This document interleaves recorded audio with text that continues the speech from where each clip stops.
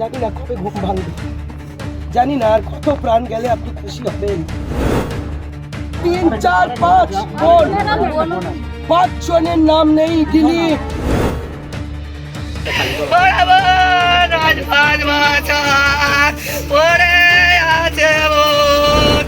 Vote দিয়ে বাড়ি ফেরার পথে মৃত্যু হলো কেশপুরের এক ভোটারের। ভোট দিয়ে বাড়ি ফেরার পথে মৃত্যু হলো এক মহিলা ভোটারের। ঘটনা পশ্চিম মেদিনীপুর জেলার অন্তর্গত কেশপুর ব্লকের 12 নম্বর সরিষাখোলা গ্রাম পঞ্চায়েতের 225 নম্বর দীঘা বুথের ভোটার ছিলেন তিনি।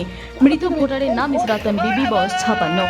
স্বামীর নাম লবাবজান আলী, বাড়ি সীমাগেরিয়া গ্রামে। মৃত ওই মহিলার স্বামী বলেন, আমাদের ভোটার তালিকায় নাম নেই 4 জনের, শুধু আমার স্ত্রীর নাম ছিল। দীর্ঘদিন এই নিয়ে চিন্তাও করতো সে। সকালবেলায় আমি তাকে নিয়ে ভোট দিতে গিয়েছিলাম, কিন্তু ভোট দিয়ে বাড়ি ফেরার পথেই হয় মৃত্যু। স্বামীর নাম নেই, এতগুলো লোকের নাম নেই, নাকি ভীষণ কান্নাকাটি করছিল, প্রচন্ড টেনশনে ছিল।